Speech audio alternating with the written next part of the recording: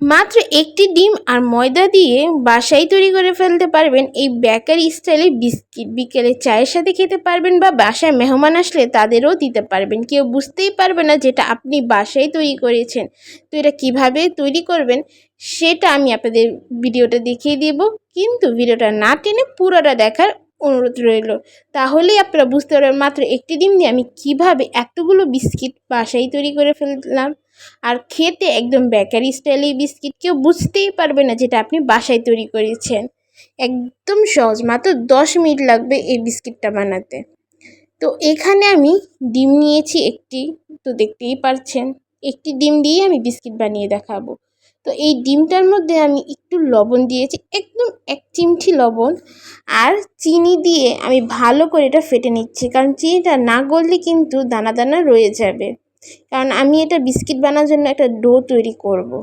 তাহলে চিনিটা দানা দানা আমার ডোতে দেখা যাবে, আর চিনিটাও বিস্কিটের মনে হবে না মিষ্টি হয়েছে। এর জন্য আমি ডিমের মধ্যে দিয়ে ভালো করে আমি আমার চিনিটাকে ফেটে নিচ্ছি, মানে চিনিটা একদম গলে যাবে, মেল্ট হয়ে যাবে। ভালো করে ফেটে নিলে কি চিনিটাও হয়ে যাবে। আর এই চিনিটা একদম মানে আপনারা চাইলে একটু গুঁড়ো করে নিতে পারেন। আমি কি একটু মিক্সিতে অল্প একটু গুঁড়ো করে নিয়েছি, আর অল্প যেটি রয়েছে এটা আমি ফেটে নিচ্ছি, গুঁড়ো হয়ে যাবে আমার। আপনারা একটু চাইলে এটা একটু পাটায় বেটে নিতে পারেন, বা মিক্সিতে গুঁড়ো করে নিতে পারেন, বা আলামও দিতে পারেন।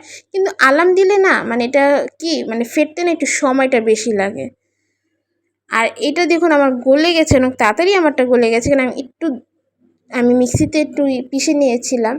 আর এখানে আমি রান্না করা সয়াবিন তেল দিয়ে এখন একটু ফেটে নিচ্ছি, কারণ সয়াবিন তেলটা মিশানোর জন্য এটা আমি ফেটে নিচ্ছি, কারণ আমার চিনিটা কিন্তু গলে গেছে।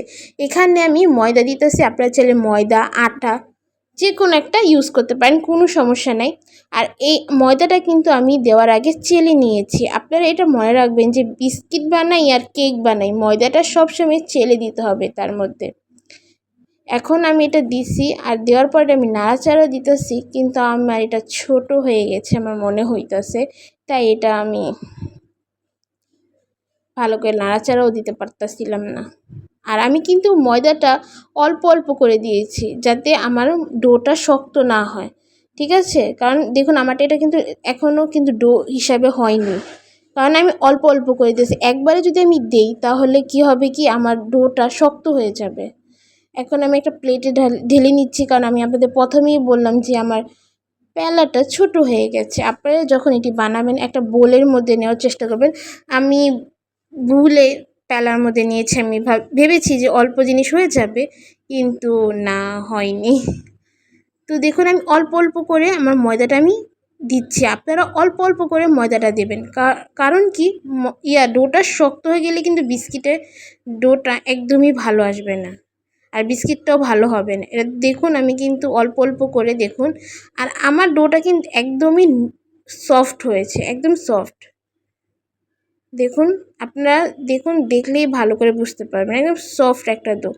আর আপনারা এই বিস্কিটটারে যে আকারে চান সেই আকারেই করে নিতে পারবেন, লম্বা, গোল, চারকোনায় চার, তবে ত্রিভুজ আকার, মানে যেটা শেপ আপনাদের মন চায় আপনারা দিতে পারেন, কোনো সমস্যা নেই। আপনাদের অনুযায়ী আপনারা ডিজাইন, শেপ এসব দিতে পারবেন।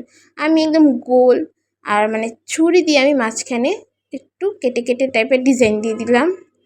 আমার সহজটা আমার কাছে যেটা মনে হয়েছে আমি দিছি, আপনারা যে কোনো শেপ দিতে পারেন, সমস্যা নেই। আর এইখানে আমি তেলটা গরম করিয়ে নিই, মানে হালকা একটু গরম হয়েছে তখনই আমি বিস্কিটটা দিয়েছি। বেশি হিটে এই বিস্কিটটা দেবেন না, তেলটাকে বেশি হিট করবেন না। আর চুলার আঁচটা লোতে রেখে বিস্কিটটি ভাজবেন, তাহলে কি বিস্কিটটা ফুলবে, আর এপিট ওপিটও হবে, ভিতরেও কাঁচা থাকবে না, একদম ভালো ফুলে একদম ভিতরটাও খাস্তা হবে, একদম কুরকুরে টাইপের। আর বিস্কিটে যে তেলটা প্রথমে আমরা কি করি সাধারণত ভাজা পোড়া করার আগে তেলটাকে ভালো করে গরম করে তারপরে দিই, কিন্তু এই বিস্কিটের তেলটাকে হালকা গরম হলে তারপরে বিস্কিটটা দিয়ে মানে ভাজতে হবে। তো দেখুন আমার বিস্কিটটা কিন্তু সফটও হয়েছে, আবার ভিতরটা সফট হয়েছে, আবার উপরটা কিন্তু আবার শক্ত হয়েছে, একদম খাস্তা হয়েছে। দেখুন দেখলেই কিন্তু বোঝা যায়। তো আজকে ভিডিওটা এই পর্যন্তই, দেখা হবে নেক্সট।